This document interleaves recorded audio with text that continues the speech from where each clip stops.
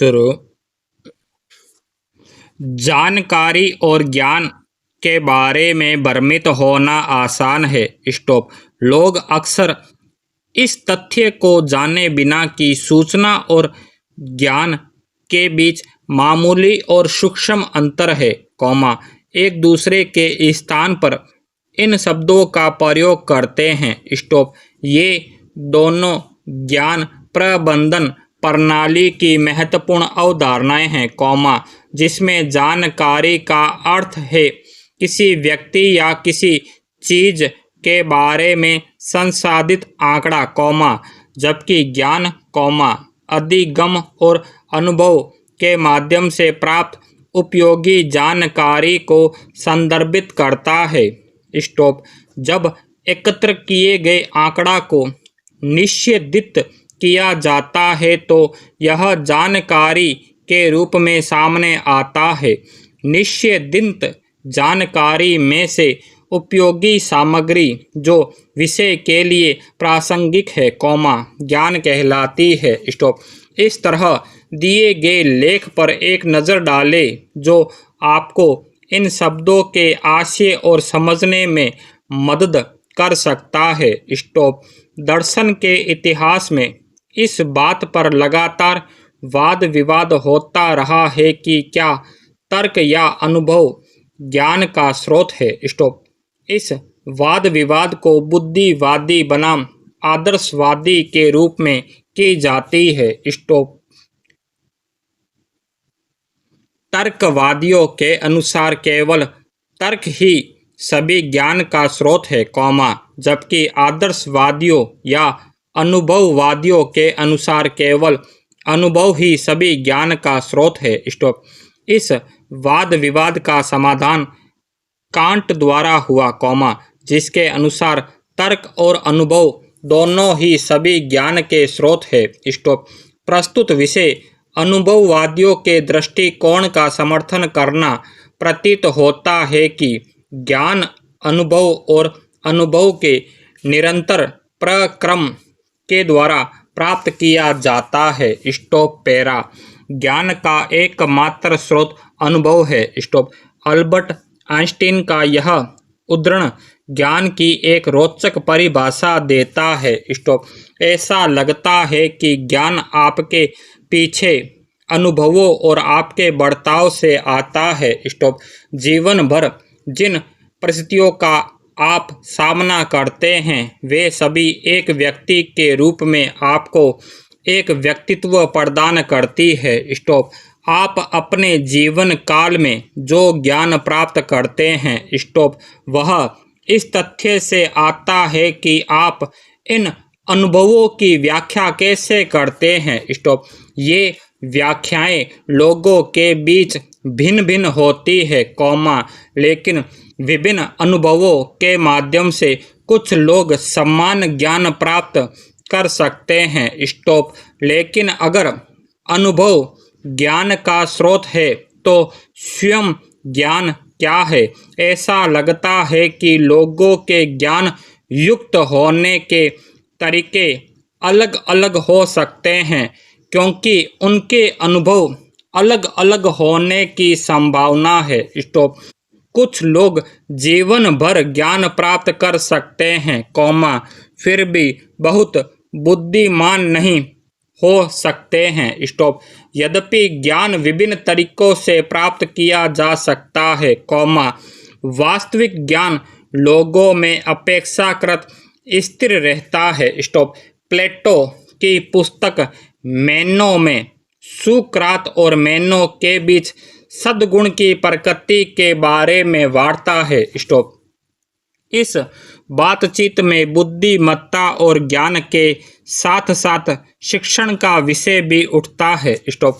मेनो का मानना है कि ज्ञान शब्दों को परिभाषित करने की एक क्षमता है, लेकिन सुकरात इस परिभाषा से सहमत नहीं है और इस तथ्य का खंडन करते हैं। स्टॉप। ज्ञान केवल शब्दों की परिभाषा नहीं हो सकता, क्योंकि तब अज्ञात शब्दों की परिभाषा में बहुत सारे शब्द शामिल होंगे जो वास्तव में कुछ भी सीखने में सक्षम होंगे, और क्योंकि लोग किसी अवधारणा को तब भी समझ सकते हैं जब वे वास्तव में उस अवधारणा को परिभाषित नहीं कर सकते, इसलिए ज्ञान को शब्दों की मात्र परिभाषा से अलग किया जाना चाहिए। अब प्रश्न उठता है कि ज्ञान क्या है? ज्ञान किसी व्यक्ति या किसी चीज के प्रति परिचय या जागरूकता है, जैसे कि तथ्य, कौशल या वस्तुओं जो लोगों को समझने में योगदान करते हैं। स्टॉप। अधिकांश विवरण से ज्ञान कई अलग अलग तरीकों से और कई स्रोतों से प्राप्त किया जा सकता है, जिसमें धारणा, तर्क, स्मृति, साक्ष्य, वैज्ञानिक प्रशिक्षण, शिक्षा और प्रथा शामिल है, लेकिन यह नहीं तक सीमित है। ज्ञान के दार्शनिक अध्ययन को ज्ञान मीमांसा कहा जाता है। स्टॉप। शब्द ज्ञान किसी विषय की सैद्धांतिक या व्यापारिक समझ को संदर्भित कर सकता है। स्टॉप। यह अंतर्निहित या प्रकट रूप से औपचारिक या अनौपचारिक, व्यवस्थित या विशेष हो सकता है। स्टॉप। दार्शनिक प्लेटो ने तर्क दिया कि थिएटेस्टस में ज्ञान और सच्चे विश्वास के बीच एक अंतर है, जिसमें कई लोगों ने उन्हें ज्ञान की परिभाषा को न्यायोचित वास्तविक विश्वास बताया। स्टॉप। गेटियर समस्या द्वारा प्रस्तुत इस परिभाषा के साथ जटिलता आधी सदी से भी अधिक समय से ज्ञान मीमांसा में व्यापक बहस का विषय रही है। हमारा अगला प्रश्न है कि हम ज्ञान कैसे प्राप्त करें। इसका उत्तर यह है कि आप अनुभव या कारण से ज्ञान प्राप्त कर सकते हैं। जब हम दावा करते हैं कि सूर्य पूर्व से उगता है, तो हमें यह ज्ञान नियमित अवलोकन या अनुभव से प्राप्त हुआ है। स्टॉप।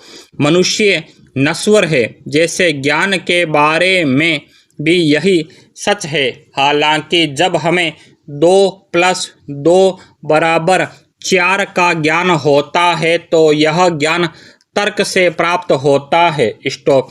इसके अलावा हम मूल ज्ञान से और अधिक जानना जारी रख सकते हैं। स्टॉप। जब हम मूल ज्ञान से अधिक निष्कर्ष निकालते हैं, तो हम इसकी तुलना सूचना के प्रक्रम से कर सकते हैं। स्टॉप। इस प्रकार का ज्ञान जीव विज्ञान में प्राप्त किया जाता है, जो गणितीय विज्ञान और तर्क के विपरीत अवलोकन और अनुभव पर आधारित होता है। स्टॉप। जब हम ज्ञान प्राप्त करते हैं, तो हम कुछ नया सीखते हैं। स्टॉप। अनुभव से सीखना अनुभवनात्मक अधिगम के रूप में भी जाना जाता है। स्टॉप।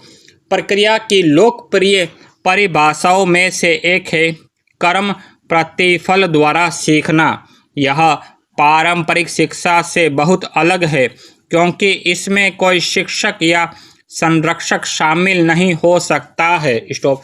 सीखने वाला अधिगम प्रक्रिया में सक्रिय भूमिका निभाता है। स्टॉप। यह अनुभव से सीखने के लिए एक व्यक्तिगत केंद्रित शिक्षण तकनीक है। स्टॉप। अनुभव के माध्यम से वास्तविक अधिगम का एक सामान्य उदाहरण वनस्पति विज्ञान के छात्रों का है।